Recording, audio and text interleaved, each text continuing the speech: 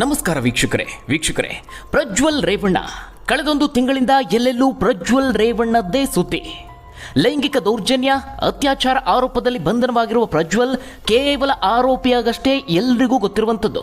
ಕೆಲವು ಮಹಿಳೆಯರ ಮೇಲೆ ಲೈಂಗಿಕ ದೌರ್ಜನ್ಯವನ್ನ ಎಸಗಿದ್ದಾರೆ, ಅಲ್ಲದೆ ಅದನ್ನು ಮೊಬೈಲ್ ಕ್ಯಾಮೆರಾದಲ್ಲಿ ಚಿತ್ರೀಕರಿಸಿ ಬೆದರಿಕೆಯನ್ನು ಒಡ್ಡಿದ್ದಾರೆ ಅನ್ನುವ ಆರೋಪದ ಬಗ್ಗೆ ಮಾತ್ರ ನಿಮಗೆ ಗೊತ್ತಿದೆ. ಆದರೆ ಅವರ ವೈಯಕ್ತಿಕ ಬದುಕಿನ ಬಗ್ಗೆ ಕೇಳಿದ್ರೆ ನೀವು ಖಂಡಿತವಾಗ್ಲೂ ಶಾಕ್ ಆಗ್ತೀರಾ. ಅವರ ವೈಯಕ್ತಿಕ ಜೀವನದ ಬಗ್ಗೆ, ರಾಜಕೀಯ ಜೀವನದ ಬಗ್ಗೆ ಬಹುತೇಕರಿಗೆ ಗೊತ್ತಿಲ್ಲ. ಇದಲ್ಲದೆ ಅವರ ವೈಯಕ್ತಿಕ ಬದುಕಿನ ಬಗ್ಗೆ ಕೆಲವೊಂದಷ್ಟು ಇಂಟ್ರೆಸ್ಟಿಂಗ್ ಮಾಹಿತಿ ಹೊರಬಿದ್ದಿದೆ. ಪೆನ್ಡ್ರೈವ್ ಪ್ರಕರಣ ಹೊರತುಪಡಿಸಿ ಸಾಲು ಸಾಲು ಆರೋಪಗಳು ಕೇಳಿಬಂದಿದೆ. ಸಂಜೆ ಆದರೆ ಫುಲ್ ಬಾಟಲ್ ಬೇಕೇ ಬೇಕು, ಕಾರ್ಯಕ್ರಮಗಳಿಗೆ ಹೋಗುವಾಗ ಬೆಳಗ್ಗೆ ನಶೆಯಲ್ಲಿರ್ತಾರೆ ಅನ್ನುವ ಆರೋಪ ಸಹ ಇದೆ. ಇದಲ್ಲದೆ ಆತನ ಬಳಿ ರೈಫಲ್, ಪಿಸ್ತೂಲ್ ಇರೋದು ಕೂಡ ಅಚ್ಚರಿಗೆ ಕಾರಣವಾಗಿದೆ. ಇನ್ನು ಅಣ್ಣನ ಮಗ ಜೈಲು ಪಾಲಾದರೆ ಮತ್ತೊಂದು ಕಡೆ ಎಚ್.ಡಿ. ಕುಮಾರಸ್ವಾಮಿ ಅವರು ತಮ್ಮ ಕುಟುಂಬದೊಂದಿಗೆ ಪ್ರವಾಸಕ್ಕೆ ತೆರಳಿ ಕಬಿನಿ ಹಿನ್ನೀರಿನಲ್ಲಿ ರಿಲ್ಯಾಕ್ಸ್ ಮೂಡ್ನಲ್ಲಿದ್ದಾರೆ. ಇದು ಕೂಡ ಅಚ್ಚರಿಗೆ ಕಾರಣವಾಗಿದೆ, ಬಹಳ ಚರ್ಚೆ ಆಗ್ತಾ ಇದೆ. ಹಾಗಾದ್ರೆ ಪ್ರಜ್ವಲ್ ರೇವಣ್ಣ ಸಂಸದರಾಗಿ ಆಯ್ಕೆ ಆಗಿದ್ದು ಹೇಗೆ? ರಾಜಕೀಯದಲ್ಲಿ ಇಷ್ಟೊಂದು ಪ್ರಭಾವ ಸಾಧಿಸಿದ್ದು ಹೇಗೆ? ಚಿಕ್ಕಪ್ಪ ಕುಮಾರಸ್ವಾಮಿಗೂ ಪ್ರಜ್ವಲ್ ರೇವಣ್ಣ ನಡುವೆ ಇರುವಂತಹ ಕಿರಿಕೇನು? ದೇವೇಗೌಡರಿಗೆ ಪ್ರಜ್ವಲ್ ಮೇಲೆ ಯಾಕೆ ಇಷ್ಟೊಂದು ಪ್ರೀತಿ ಗೊತ್ತಾ? ಓದೋದಕ್ಕೆ ಅಂತ ಆಸ್ಟ್ರೇಲಿಯಾಕ್ಕೆ ಹೋದಂಥ ಪ್ರಜ್ವಲ್ ರೇವಣ್ಣ ಇದ್ದಕ್ಕಿದ್ದಂತೆ ಹಾಸನಕ್ಕೆ ಓಡೋಡಿ ಬಂದಿದ್ಯಾಕೆ? ಕೋಟಿ ಆಸ್ತಿಯನ್ನು ಸಂಪಾದಿಸಿದ್ದು ಹೇಗೆ? ಅವರ ಬಳಿ ಎಷ್ಟೆಲ್ಲ ಕೋಟಿ ಆಸ್ತಿ ಇದೆ ಗೊತ್ತಾ? ಆ ಎಲ್ಲ ಸಂಪೂರ್ಣ ಮಾಹಿತಿಯನ್ನು ನೋಡೋಣ. ಅದಕ್ಕೂ ಮುನ್ನ ವೀಕ್ಷಕರೇ, ಪ್ರಜ್ವಲ್ ರೇವಣ್ಣರನ್ನ ಇತ್ತೀಚೆಗೆ SIT ಬಂಧನ ಮಾಡಿದ್ದು ಸರಿ ಅಂತ ನೀವು ಹೇಳೋದಾದ್ರೆ ತಪ್ಪದೆ ಈ ವಿಡಿಯೋವನ್ನ ಲೈಕ್ ಮಾಡೋ ಮೂಲಕವಾಗಿ ನಿಮ್ಮ ಅಭಿಪ್ರಾಯವನ್ನು ತಿಳಿಸಿ. ಹಾಗೆ ಪ್ರತಿದಿನದ ಇಂಟ್ರೆಸ್ಟಿಂಗ್ ಮಾಹಿತಿಗಳಿಗಾಗಿ ತಪ್ಪದೆ ಚಾನಲ್ಗೆ ಸಬ್ಸ್ಕ್ರೈಬ್ ಮಾಡಿ. ವೀಕ್ಷಕರೇ, ಪ್ರಜ್ವಲ್ ರೇವಣ್ಣ ಜನಿಸಿದ್ದು 1990 ಆಗಸ್ಟ್ 5ರಂದು ಹಾಸನದಲ್ಲಿ ಒಕ್ಕಲಿಗ ಸಮುದಾಯದ ಕೃಷಿಕ ಕುಟುಂಬದಲ್ಲಿ. ತಂದೆ ನಿಮ್ಮೆಲ್ಲರಿಗೂ ಗೊತ್ತಿರುವಂತೆ ಮಾಜಿ ಸಚಿವರಾದಂತಹ ಎಚ್.ಡಿ. ರೇವಣ್ಣ, ತಾಯಿ ಭವಾನಿ ರೇವಣ್ಣ. ಈ ದಂಪತಿಯ ಎರಡನೇ ಪುತ್ರನಾಗಿ ಪ್ರಜ್ವಲ್ ಜನಿಸ್ತಾರೆ. ಇನ್ನೊಬ್ಬರಿಗೆ ಸೂರಜ್ ರೇವಣ್ಣ ಅನ್ನುವ ಸಹೋದರ ಕೂಡ ಇದ್ದಾರೆ. ಅವರು ಸಹ ರಾಜಕಾರಣದಲ್ಲಿ ಗುರುತಿಸಿಕೊಂಡಿದ್ದಾರೆ. ಇನ್ನು ಅವರ ತಾತ ಮಾಜಿ ಪ್ರಧಾನಿಗಳಾದ ದೇವೇಗೌಡರು. ಅದಾಗಲೇ ಅವರು ಪ್ರಭಾವಿ ರಾಜಕಾರಣಿ ಆಗಿದ್ರು. ತಂದೆ ರೇವಣ್ಣ ರಾಜಕೀಯದಲ್ಲಿ ಗುರುತಿಸಿಕೊಂಡಿದ್ರೂ ಸಹ ಆಗ ಶಾಸಕ ಆಗಿರಲಿಲ್ಲ. ಇಂತಹ ಸಂದರ್ಭದಲ್ಲಿ ಪ್ರಜ್ವಲ್ ಜನನವಾಗುತ್ತೆ. ನಂತರ 1994ರಲ್ಲಿ ರೇವಣ್ಣ ಅವರು ಮೊದಲ ಬಾರಿಗೆ ಹೊಳೆನರಸೀಪುರ ವಿಧಾನಸಭಾ ಕ್ಷೇತ್ರದಿಂದ ಶಾಸಕರಾಗಿ ಆಯ್ಕೆ ಆಗ್ತಾರೆ. ಆ ಮೂಲಕವಾಗಿ ವಿಧಾನಸಭೆಯನ್ನು ಪ್ರವೇಶ ಮಾಡ್ತಾರೆ. ಆಗ ಪ್ರಜ್ವಲ್ಗೆ 4 ವರ್ಷ ವಯಸ್ಸು. ನಂತರ 2004ರಲ್ಲಿ ರೇವಣ್ಣ ಅವರಿಗೆ ಮಂತ್ರಿಗಿರಿ ಸಿಗುತ್ತೆ. ಹೀಗಾಗಿ ಬೆಂಗಳೂರಿಗೆ ಹೆಚ್ಚಿನ ಓಡಾಟ ಇದ್ದಿದ್ದರಿಂದ ಅನಿವಾರ್ಯವಾಗಿ ಅಲ್ಲಿ ಮನೆಯೊಂದನ್ನು ಖರೀದಿ ಮಾಡ್ತಾರೆ. ಕುಟುಂಬ ಸಮೇತರಾಗಿ ಹಾಸನದಿಂದ ಬೆಂಗಳೂರಿಗೆ ಶಿಫ್ಟ್ ಆಗ್ತಾರೆ. ಪ್ರಜ್ವಲ್ ರೇವಣ್ಣ ಅವರು ಅಲ್ಲಿ ತಮ್ಮ ವಿದ್ಯಾಭ್ಯಾಸವನ್ನು ಮುಂದುವರಿಸ್ತಾರೆ. 2014ರಲ್ಲಿ ಬೆಂಗಳೂರು ಇನ್ಸ್ಟಿಟ್ಯೂಟ್ ಆಫ್ ಟೆಕ್ನಾಲಜಿಯಿಂದ ಮೆಕ್ಯಾನಿಕಲ್ ಇಂಜಿನಿಯರಿಂಗ್ ಪದವಿಯನ್ನು ಪಡೆದುಕೊಳ್ತಾರೆ. ನಂತರ ಅವರು ಮಾಸ್ಟರ್ಸ್ ಡಿಗ್ರಿಯನ್ನು ಮಾಡೋದಕ್ಕೆ ಆಸ್ಟ್ರೇಲಿಯಾಗೆ ಹೋಗ್ತಾರೆ. ಆದರೆ ಅದನ್ನು ಶುರುವಿನಲ್ಲೇ ಮೊಟಕುಗೊಳಿಸಿ ಮತ್ತೆ ಭಾರತಕ್ಕೆ ವಾಪಸ್ಸಾಗ್ತಾರೆ. ಅದೇ ಸಂದರ್ಭದಲ್ಲಿ ಭಾರತದಲ್ಲಿ ಲೋಕಸಭಾ ಚುನಾವಣೆ ಇತ್ತು. ಹಾಸನ ಲೋಕಸಭಾ ಕ್ಷೇತ್ರದಿಂದ ತಾತ ದೇವೇಗೌಡರು ಸ್ಪರ್ಧಿಸಿದ್ರು. ಅವರ ಪರವಾಗಿ ಪ್ರಜ್ವಲ್ ರೇವಣ್ಣ ಅವರು ಸಹ ಪ್ರಚಾರದಲ್ಲಿ ತೊಡಗಿಕೊಳ್ತಾರೆ. ಆ ಮೂಲಕವಾಗಿ ರಾಜಕಾರಣಕ್ಕೆ ಎಂಟ್ರಿ ನೀಡ್ತಾರೆ. ಆ ಚುನಾವಣೆಯಲ್ಲಿ ದೇವೇಗೌಡರು ಭರ್ಜರಿಯಾಗಿ ಜಯಗಳಿಸಿದ್ರು. ಮತ್ತೊಂದು ಬಾರಿಗೆ ಲೋಕಸಭೆಯನ್ನು ಪ್ರವೇಶ ಮಾಡ್ತಾರೆ. ಪ್ರಜ್ವಲ್ಗೆ ರಾಜಕೀಯದಲ್ಲಿ ಇದ್ದಂತಹ ಆಸಕ್ತಿಯನ್ನು ಗಮನಿಸಿದಂತಹ ದೇವೇಗೌಡರು 2015ರಲ್ಲಿ ಅಧಿಕೃತವಾಗಿ JDS ಪಕ್ಷಕ್ಕೆ ಸೇರಿಸಿಕೊಳ್ತಾರೆ. ಪ್ರಾಥಮಿಕ ಸದಸ್ಯತ್ವವನ್ನು ನೀಡ್ತಾರೆ. ಒಂದು ಕಡೆ ಪ್ರಜ್ವಲ್ ವಿದ್ಯಾಭ್ಯಾಸ ಮುಗಿದಿತ್ತು, ಮತ್ತೊಂದು ಕಡೆ ದೇವೇಗೌಡರಿಗೆ ಮೊಮ್ಮಗನ ಮೇಲೆ ವಿಶೇಷವಾದಂತಹ ಪ್ರೀತಿ ಇತ್ತು.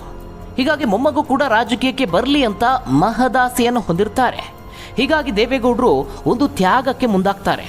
ಇನ್ಮುಂದೆ ನಾನು ಹಾಸನ ಚುನಾವಣಾ ರಾಜಕೀಯದಿಂದ ಹಿಂದೆ ಸರಿತೀನಿ ಅನ್ನುವ ಮಾತುಗಳನ್ನು ಆಡ್ತಾರೆ. ಹಾಸನ ಕ್ಷೇತ್ರವನ್ನು ಮೊಮ್ಮಗ ಪ್ರಜ್ವಲ್ ರೇವಣ್ಣ ಅವರಿಗೆ ಬಿಟ್ಟು ಕೊಡ್ತಾರೆ. ಆ ಮೂಲಕ ದೇವೇಗೌಡರ ಕುಟುಂಬದ 3ನೇ ತಲೆಮಾರು ಅಧಿಕೃತವಾಗಿ ರಾಜಕೀಯಕ್ಕೆ ಎಂಟ್ರಿ ಕೊಟ್ಟಂತಾಯಿತು. ಅದಾಗಲೇ ಪ್ರಜ್ವಲ್ ಮುಂದಿನ ಚುನಾವಣೆಯ ಟಿಕೆಟ್ ಆಕಾಂಕ್ಷಿಯಾಗಿದ್ದರು. ರಾಜಕೀಯದಲ್ಲಿ ಸಕ್ರಿಯವಾಗಿ ತೊಡಗಿಸಿಕೊಳ್ಳೋದಕ್ಕೆ ಶುರು ಮಾಡಿದ್ರು. ಇನ್ನು 2015ರಲ್ಲಿ UK ಮೂಲದ ಕಾಮನ್ವೆಲ್ತ್ ಪಾರ್ಲಿಮೆಂಟರಿ ಅಸೋಸಿಯೇಷನ್ ಸಂಸ್ಥೆ ಭಾರತದಲ್ಲಿ 10 ಯುವ ರಾಜಕಾರಣಿಗಳನ್ನು ಗುರುತಿಸಿ ರಾಜಕೀಯ ಕುರಿತಾಗಿ ಟ್ರೈನಿಂಗ್ ಕೊಡೋದಕ್ಕೆ ಮುಂದಾಗುತ್ತೆ. ಅದರಲ್ಲಿ ಪ್ರಜ್ವಲ್ ರೇವಣ್ಣ ಕೂಡ ಆಯ್ಕೆ ಆಗ್ತಾರೆ. ಇದಾದ ನಂತರದಲ್ಲಿ ಒಂದು ಘಟನೆ ನಡೆಯುತ್ತೆ. ಚಿಕ್ಕಪ್ಪ HDK ವಿರುದ್ಧವೇ ಪ್ರಜ್ವಲ್ ತಿರುಗಿ ಬಿದ್ದಿದ್ರು. ಅದಕ್ಕೆ ಕಾರಣವೂ ಕೂಡ ಇದೆ. 2017ರಲ್ಲಿ 2018ರ ವಿಧಾನಸಭಾ ಚುನಾವಣೆಗೆ ತಯಾರಿ ನಡೀತಾ ಇತ್ತು. JDS ಅಭ್ಯರ್ಥಿಗಳ ಹೆಸರನ್ನ ಫೈನಲ್ ಮಾಡುವ ಕೆಲಸ ನಡೀತಾ ಇತ್ತು. ಇದೇ ಸಂದರ್ಭದಲ್ಲಿ ಪ್ರಜ್ವಲ್ ಕೂಡ ಪ್ರಬಲವಾದಂತಹ ಟಿಕೆಟ್ ಆಕಾಂಕ್ಷಿ ಆಗಿರ್ತಾರೆ. ಈಗಾಗಲೇ ಹೇಳಿದ ಹಾಗೆ ಅವರಿಗೆ ಆ ಸಂದರ್ಭದಲ್ಲಿ ಮುಂದಿನ ಚುನಾವಣೆಯ ಟಿಕೆಟ್ ಮೇಲೆ ಕಣ್ಣಿರುತ್ತೆ. ಹೀಗಾಗಿ ಪ್ರಜ್ವಲ್ ಹಾಸನ ಹಾಗೆ ಮೈಸೂರು ಭಾಗದಲ್ಲಿ ಓಡಾಟವನ್ನು ಹೆಚ್ಚು ಮಾಡ್ತಾರೆ. ಅಷ್ಟೇ ಅಲ್ಲ, ಹುಣಸೂರಿನಿಂದ ನಾನು ಸ್ಪರ್ಧಿಸೋದಕ್ಕೆ ಸಿದ್ಧ ಅಂತ ಹೇಳುವ ಮೂಲಕವಾಗಿ ತಾನೂ ಕೂಡ ಟಿಕೆಟ್ ಆಕಾಂಕ್ಷಿ ಅನ್ನೋದನ್ನು ಬಹಿರಂಗವಾಗಿ ತಮ್ಮ ಆಸೆಯನ್ನು ವ್ಯಕ್ತಪಡಿಸ್ತಾರೆ. ಜೊತೆಗೆ ಅಂತಿಮವಾಗಿ ಪಕ್ಷ ಏನು ಹೇಳುತ್ತೆ ಅದಕ್ಕೆ ನಾನು ಬದ್ಧನಾಗಿರ್ತೇನೆ ಅನ್ನುವ ಮಾತನ್ನು ಹೇಳಿದರು. ಆದರೆ ಅಭ್ಯರ್ಥಿಗಳ ಪ್ರಾಥಮಿಕ ಪಟ್ಟಿಯಲ್ಲೇ ಪ್ರಜ್ವಲ್ ಹೆಸರಿರೋದಿಲ್ಲ. ಅವರಿಗೆ ಟಿಕೆಟ್ ನಿರಾಕರಿಸಲಾಗಿರುತ್ತೆ. ಆಗ ಪ್ರಜ್ವಲ್ ಸ್ವಪಕ್ಷದ ವಿರುದ್ಧವಾಗಿಯೇ ಒಂದು ಬಾಂಬ್ ಅನ್ನು ಸಿಡಿಸ್ತಾರೆ. ನಮ್ಮ ಪಕ್ಷ ಸೂಟ್ಕೇಸ್ ಸಂಸ್ಕೃತಿಯನ್ನು ಉತ್ತೇಜಿಸ್ತಾ ಇದೆ, ಅಂದರೆ ಪ್ರಾಮಾಣಿಕ ಕಾರ್ಯಕರ್ತರ ಬದಲು ದುಡ್ಡಿರೋರಿಗೆ ಟಿಕೆಟ್ ಅನ್ನು ಕೊಡಲಾಗ್ತಿದೆ ಅಂತ ಸ್ವಪಕ್ಷದ ವಿರುದ್ಧವೇ ಆರೋಪವನ್ನು ಮಾಡಿದ್ರು. ಆ ಸಂದರ್ಭದಲ್ಲಿ HD ಕುಮಾರಸ್ವಾಮಿ ಅವರು JDS ರಾಜ್ಯಾಧ್ಯಕ್ಷರಾಗಿರ್ತಾರೆ. ಹೀಗಾಗಿ ಪ್ರಜ್ವಲ್ ಹೇಳಿದ ಮಾತು HDKಗೆ ಬೆರಳು ತೋರಿಸುವಂತೆ ಕಾಣಿಸ್ತಾ ಇತ್ತು. ಅಷ್ಟೇ ಅಲ್ಲ, ಆ ಒಂದು ಹೇಳಿಕೆ ಆ ಸಂದರ್ಭದಲ್ಲಿ ದೇವೇಗೌಡರ ಕುಟುಂಬ ಹಾಗೆ JDSನಲ್ಲಿ ಒಂದು ದೊಡ್ಡ ಕೋಲಾಹಲಕ್ಕೆ ಕಾರಣ ಆಗಿತ್ತು. ನಂತರದಲ್ಲಿ ಅಭ್ಯರ್ಥಿಗಳ ಪಟ್ಟಿ ಅಂತಿಮಗೊಳ್ತಿದ್ದ ಹಾಗೆ ಮತ್ತೊಮ್ಮೆ ಪ್ರಜ್ವಲ್ ರೇವಣ್ಣ ಸಿಡಿದೇಳ್ತಾರೆ. ನನ್ನ ರಾಜಕೀಯ ಬೆಳವಣಿಗೆ ಸಹಿಸ್ತಾ ಇಲ್ಲ, ಪಕ್ಷದಲ್ಲಿರುವ ಬಕೆಟ್ ಹಿಡಿಯೋ ಸಂಸ್ಕೃತಿಗೆ ನಾನು ಅಂತ್ಯ ಹಾಡ್ತೀನಿ ಅಂತ ಅವರು ಭಯಪಡ್ತಿದ್ದಾರೆ. ಅವರಿಗೆ ಗೊತ್ತು ನಾನು ಪಕ್ಷದಲ್ಲಿ ಭ್ರಷ್ಟಾಚಾರ ಮತ್ತು ಅಕ್ರಮಗಳಿಗೆ ಅವಕಾಶ ಕೊಡಲ್ಲ ಅಂತ. ಹೀಗಾಗಿ ವ್ಯವಸ್ಥಿತವಾಗಿ ನನ್ನ ಶಕ್ತಿಯನ್ನು ಕುಂದಿಸ್ತಿದ್ದಾರೆ ಅಂತ ಪರೋಕ್ಷವಾಗಿ ಟಿಕೆಟ್ ಫೈನಲ್ ಮಾಡಿದವರ ವಿರುದ್ಧವಾಗಿ ಮಾತನಾಡಿದರು. ಇದು ಪಕ್ಷದಲ್ಲಿ ಮತ್ತಷ್ಟು ಆಕ್ರೋಶಕ್ಕೆ ಕಾರಣವಾಯಿತು. ನಂತರದಲ್ಲಿ ದೇವೇಗೌಡರ ಸೂಚನೆಯಂತೆ ಪ್ರಜ್ವಲ್ ಈ ಬಗ್ಗೆ ಕ್ಷಮೆಯಾಚಿಸಿದ್ರು ಎನ್ನಲಾಗಿದೆ. ಹೀಗೆ ಪ್ರಜ್ವಲ್ ರೇವಣ್ಣ ಟಿಕೆಟ್ ಗಿಟ್ಟಿಸಿಕೊಳ್ಳೋದಕ್ಕೆ ಬೇರೆ ಬೇರೆ ರೀತಿಯಲ್ಲಿ ಪ್ರಯತ್ನವನ್ನು ಪಡ್ತಾರೆ. ಈ ರೀತಿಯಾಗಿ ರೊಚ್ಚಿಗೆದ್ದಿದ್ದ ಪ್ರಜ್ವಲ್ರನ್ನ ಸಮಾಧಾನಪಡಿಸುವುದಕ್ಕೆ ಕೊನೆಗೆ ರಾಜ್ಯ JDSನ ಕಾರ್ಯದರ್ಶಿ ಹುದ್ದೆಯನ್ನು ನೀಡಲಾಗುತ್ತೆ. ಆದರೆ 2018ರ ವಿಧಾನಸಭಾ ಚುನಾವಣಾ ಟಿಕೆಟ್ ಮೇಲೆ ಕಣ್ಣಿಟ್ಟಿದ್ದ ಪ್ರಜ್ವಲ್ ಕನಸು ಮಾತ್ರ ನನಸಾಗಲೇ ಇಲ್ಲ. ಹೀಗಿರುವಾಗ ದೇವೇಗೌಡರು ಒಂದು ಉಪಾಯವನ್ನು ಮಾಡ್ತಾರೆ. ಅದರ ಮರುವರ್ಷವೇ ಅಂದರೆ 2019ರಲ್ಲಿ ಲೋಕಸಭಾ ಚುನಾವಣೆ ಎದುರಾಗುತ್ತೆ. ಹಾಸನ ಕ್ಷೇತ್ರದಿಂದ ಅಂತಿಮವಾಗಿ ಪ್ರಜ್ವಲ್ ರೇವಣ್ಣ ಅವರನ್ನ ಅಭ್ಯರ್ಥಿಯನ್ನಾಗಿ ಮಾಡಲಾಗುತ್ತೆ. ದೇವೇಗೌಡರು ಈ ಹಿಂದೆ ಹಾಸನದಿಂದ ಸ್ಪರ್ಧೆ ಮಾಡ್ತಾ ಇದ್ರು, ಆದರೆ ಅದನ್ನು ಪ್ರಜ್ವಲ್ಗೆ ಬಿಟ್ಟುಕೊಡ್ತಾರೆ. ಅದರ ಬದಲಾಗಿ ದೊಡ್ಡಗೌಡರು ತುಮಕೂರಿನಿಂದ ಸ್ಪರ್ಧೆ ಮಾಡ್ತಾರೆ.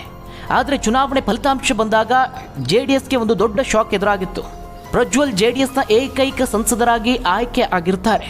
ದೇವೇಗೌಡರು ತುಮಕೂರಿನಲ್ಲಿ ಸೋಲು ಕಂಡ್ರೆ ಮಂಡ್ಯದಲ್ಲಿ ನಿಖಿಲ್ ಕುಮಾರಸ್ವಾಮಿ ಸಹ ಸೋಲನ್ನು ಕಾಣಬೇಕಾಗುತ್ತೆ. ವೀಕ್ಷಕರೇ, ಮೊದಲೇ ಹೇಳಿದ ಹಾಗೆ ದೇವೇಗೌಡರಿಗೆ ಪ್ರಜ್ವಲ್ ಮೇಲೆ ಪ್ರೀತಿ. ತನಗೆ ಕ್ಷೇತ್ರವನ್ನು ಬಿಟ್ಟುಕೊಟ್ಟು ದೇವೇಗೌಡರು ಸೋಲು ಕಾಣಬೇಕಾಯ್ತಲ್ಲ ಅಂತ ಪ್ರಜ್ವಲ್ ಬೇಸರಗೊಂಡು ತಮ್ಮ ಸಂಸದ ಹುದ್ದೆಗೆ ರಾಜೀನಾಮೆ ಕೊಡೋದಕ್ಕೆ ಮುಂದಾಗ್ತಾರೆ. ಅಂದರೆ ಹಾಸನದಿಂದ ಮತ್ತೆ ದೇವೇಗೌಡರು ಸ್ಪರ್ಧಿಸಿ ಗೆಲ್ಲಬೇಕು ಅನ್ನುವಂತೆ ರಾಜೀನಾಮೆಗೆ ಮುಂದಾಗಿದ್ರು. ಆದರೆ ಆ ಸಂದರ್ಭದಲ್ಲಿ ದೇವೇಗೌಡರು ಅದಕ್ಕೆ ಒಪ್ಕೊಂಡಿರಲಿಲ್ಲ ಎನ್ನಲಾಗಿದೆ. ಈ ರೀತಿಯಾಗಿ ಅಂತೂ ಇಂತೂ ಲೋಕಸಭೆಯನ್ನು ಮೊದಲ ಬಾರಿಗೆ ಪ್ರವೇಶ ಮಾಡಿದಂತಹ ಪ್ರಜ್ವಲ್ಗೆ 2023ರಲ್ಲೇ ಒಂದು ದೊಡ್ಡ ಶಾಕ್ ಎದುರಾಗಿತ್ತು. ಚುನಾವಣಾ ಆಯೋಗಕ್ಕೆ ಪ್ರಜ್ವಲ್ ಸುಳ್ಳು ಮಾಹಿತಿಯನ್ನು ನೀಡಿದ್ದಾರೆ ಅಂತ ಆರೋಪವನ್ನು ಮಾಡಿ ಪ್ರಜ್ವಲ್ ವಿರುದ್ಧವಾಗಿ ಇಬ್ಬರು ವ್ಯಕ್ತಿಗಳು ಕೋರ್ಟ್ ಮೆಟ್ಟಿಲನ್ನು ಹತ್ತಿದ್ರು. ಕೂಡಲೇ ಅವರನ್ನ ಸಂಸದ ಸ್ಥಾನದಿಂದ ಅನರ್ಹ ಮಾಡಬೇಕು ಅಂತ ಆಗ್ರಹಿಸಲಾಗುತ್ತೆ. ಇಂತಹದೊಂದು ಆರೋಪವನ್ನು ಮಾಡಿದ್ದು ಬೇರಾರೂ ಅಲ್ಲ, ಒಬ್ಬ ವ್ಯಕ್ತಿ. ಅದರಲ್ಲಿ ಪೆನ್ಡ್ರೈವ್ ಕೇಸ್ನಲ್ಲಿ ಕೇಳಿಬಂದಂತಹ ಹಾಸನದ BJPಯ ಮುಖಂಡರಾದಂತಹ ದೇವರಾಜೇಗೌಡರು, ಹಾಗೆ ಮತ್ತೊಬ್ಬ ವ್ಯಕ್ತಿ BJPಯ ಮಂಜು. ಇದೇ ಮಂಜು ಅವರು 2019ರ ಲೋಕಸಭಾ ಚುನಾವಣೆಯಲ್ಲಿ ಪ್ರಜ್ವಲ್ ವಿರುದ್ಧವಾಗಿ ಸ್ಪರ್ಧಿಸಿ ಸೋಲನ್ನು ಕಂಡಿದ್ರು.